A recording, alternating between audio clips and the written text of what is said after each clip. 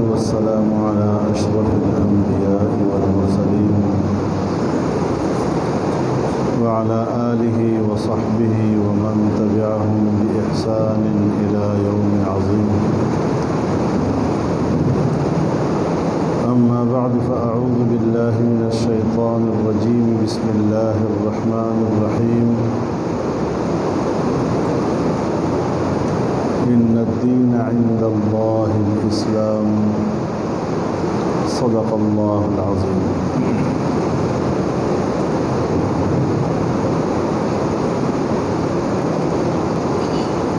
میرے لیے نہایت سعادت کی بات ہے کہ طویل عرصے کی خواہش کے بعد آج مجھے یہاں اس جامعہ میں حاضری کا موقع مل رہا ہے اور میں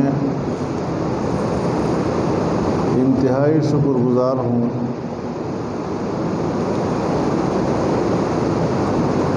حضرت امیر صاحب کا، جب انہوں نے مجھے مانکوٹ آنے کی دعوت دی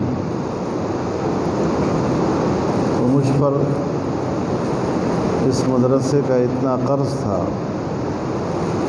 کہ میں ان کو انکار نہیں کر سکا، ورنہ اتنی اجرت میں میرے لیے کہیں جانے کا ارادہ کرنا بھی مشکل ہوتا ہے چاہے کہ اس پر عمل کر سکے۔ اللہ تعالی اس جامعہ کو علوم دینیہ کے ساتھ آباد و شاداب رکھے۔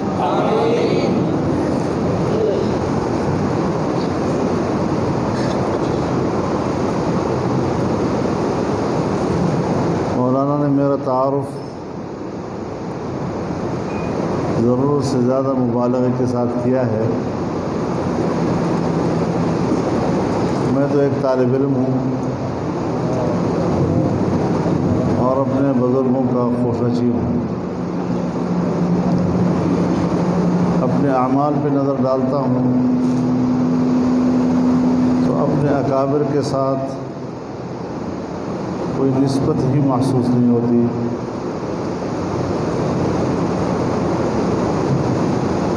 احب الصالحین ولست منهم لعل اللہ یرزقنی صلاحا۔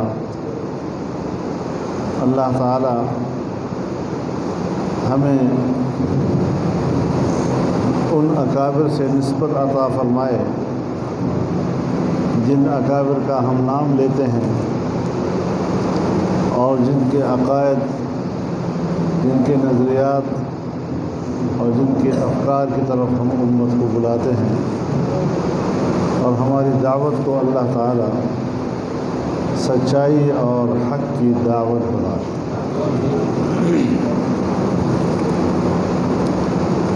اس میں کوئی شک نہیں ہے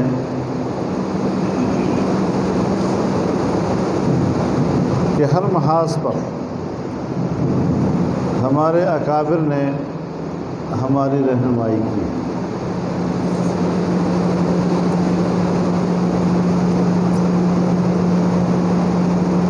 بر صغیر میں جب انگریز حکومت نے اپنی نگرانی میں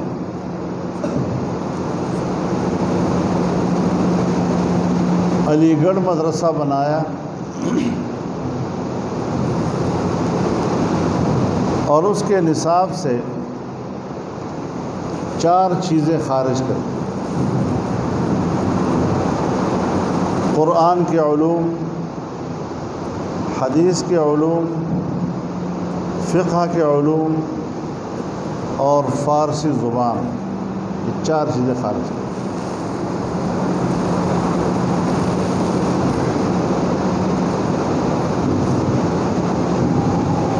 ہندوستان کے مسلمان جو 1000 سال سے زیادہ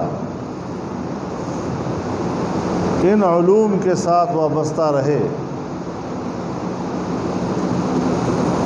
اور حضرت امام ولی اللہ رحمہ اللہ نے جن کو بر صغیر میں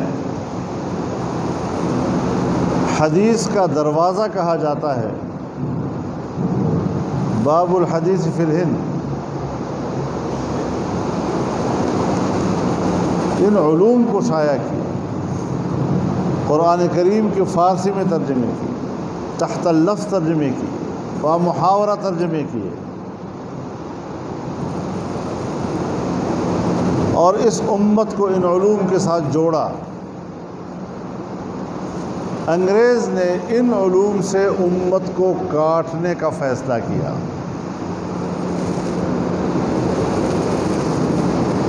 لیکن اللہ تعالی کروٹ کروٹ ہمارے اکابر کو جنت نصیب فرمائے، انہوں نے ہمت نہیں ہاری، اور انہی علوم کو تحفظ دینے کے لیے دیوبند کے قصبے میں مدرسہ قائم کیا۔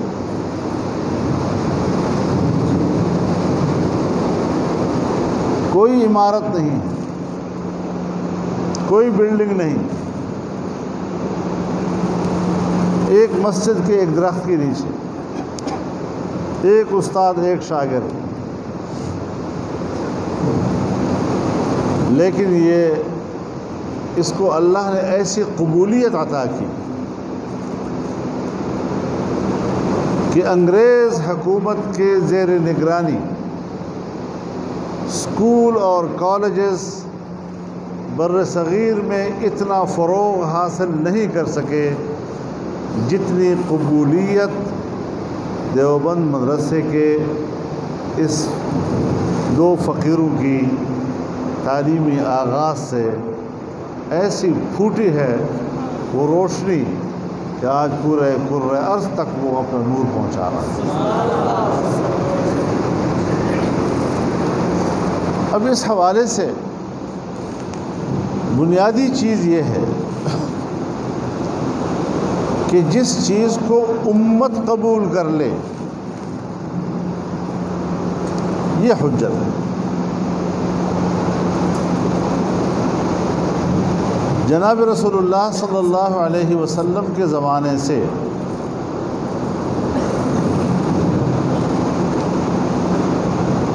جو علوم متعارف ہوئے، جو عقائد متعارف ہوئے،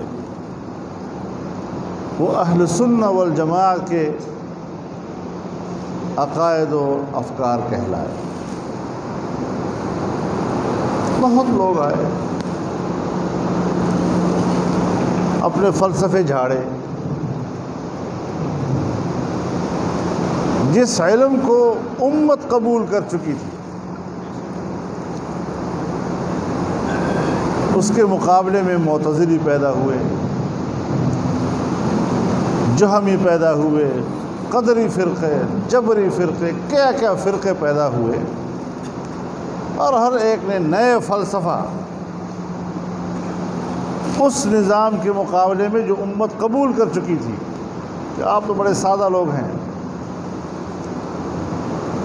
سطحی علوم آپ حاصل کر رہے ہیں، ہم بڑی گہرے علوم آپ کو دے رہے ہیں، بڑی گہرائی کے ساتھ آپ کو دین کی تشریح کر کے دے رہے ہیں۔ میرے خیال میں جن لوگوں نے ایسی حرکتیں کی وہ اللہ کے دین کے اتنے بڑی نعمت کے ناشکری کے مرتکب ہوئے۔ بر صغیر میں ہمارے اکابر نے جو روشنی پھیلائی،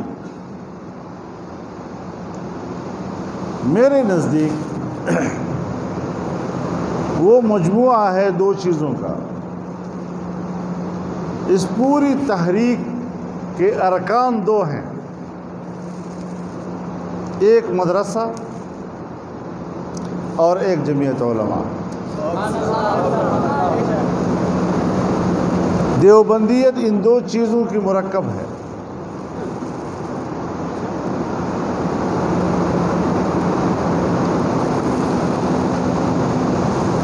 محمود نامی طالب علم سے مدرسے کا آغاز ہوا، اور وہی محمود جب شیخ الہند بنتا ہے تو جمعیت علماء کی بنیاد رکھتا ہے۔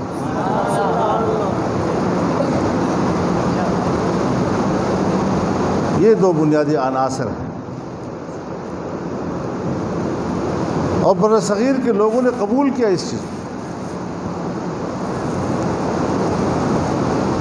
اب اگر کوئی نئے نئے فلسفوں کے ساتھ آتا ہے، چاہے وہ پرویزیت ہو، چاہے وہ چکڑالویت ہو، اور چاہے کیا اور کیا، اور نئے نئے فکر دنیا کو دے رہے ہیں، یہ اس اتنے بڑے پھیلے ہوئے نور کو انگلی سے چھپانے کی کوشش ہے۔ یہ ناشکری ہوگی۔ آج اگر پورے ملک میں تمام تر مذہبی مکاتب فکر کی نمائندہ جماعتیں موجود ہیں، لیکن اگر پاکستان کے عوام نے جمعیت علماء اسلام کو قبول کیا ہے،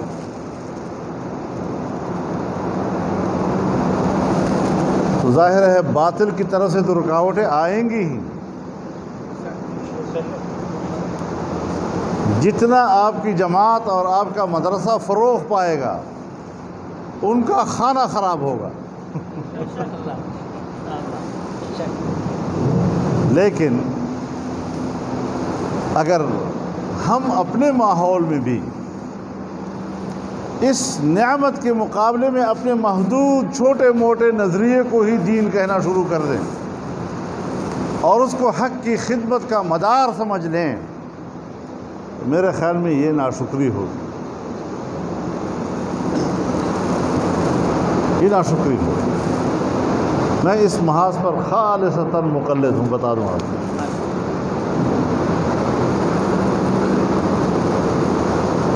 جو اکابر کا راستہ ہے وہ ٹھیک ہے۔ مدرسہ دیا، اس مدرسے کا یہ نظام برقرار رہنا چاہیے۔ سرکار کی سطح پر جو سازشیں ہو رہی ہیں مدرسے کے خلاف،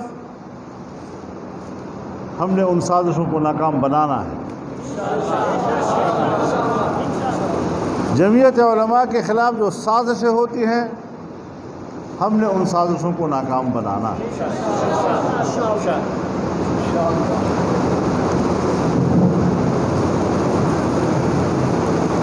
اس کو آگے بڑھانا ہے، ہم نے خود اس کو کارآمد بنانا ہے۔ یہ جو آ کر ہمارے سامنے کہتے ہیں ہم تو آپ کے مدرسوں کے اور اس میں پڑھنے والے بچوں کو کارآمد بنانا چاہتے ہیں، اب آپ کون ہوتے ہیں؟ پہلے خود تو کارآمد بنو، خود تو بندے دا پوتر بنو۔ مدارس کی اصلاحات مدارس، بابا ہم تو ہیں خود اصلاحی تحریکیں، ہم تو تمہاری اصلاح کے لیے نکلے ہیں، تم کیا الٹی گنگا بہا رہے ہو؟ تو احساس کمتری میں مبتلا نہیں ہونا۔ یہ آپ کے اکابر ہیں جن کا نام لے کر ہم روٹیاں کھاتے ہیں، جنہوں نے انگریز کو للکارا، جنہوں نے اس کے نظریے کو للکارا۔ آج اگر کوئی اس مملکت میں اس کا جانشین بننے کی کوشش کرتا ہے، آپ نے بھی ان کی آنکھوں میں اسی طرح آنکھیں ڈال کر بات کریں۔ صرف ہماری استقامت پر ہے دار و مدار، اور اللہ بھی امتحان لیتا ہے اسی سے کہ اگر ہم اس کو نعمت سمجھتے ہیں تو اس نعمت کو برقرار رکھنے کے لیے ہمارے اندر جذبہ بھی ہے یا نہیں، قربانی دے سکتے ہیں یا نہیں دے سکتے۔ تو انشاءاللہ العزیز اتنا آسان بھی نہیں ہے کہ کوئی ان کو تر نوالا سمجھ کر نگل سکے۔ اللہ تعالی ہمارا محافظ ہے، وہی دین کی حفاظت کرتا ہے، اسی نے حفاظت کرنی ہے، اسی پہ بھروسہ رکھنا ہے۔ اللہ تعالی ہمارے اس توکل کو قبول فرمائے اور یہی ہمارا اوڑھنا بچھونا رہے۔ وآخر دعوانا الحمدللہ۔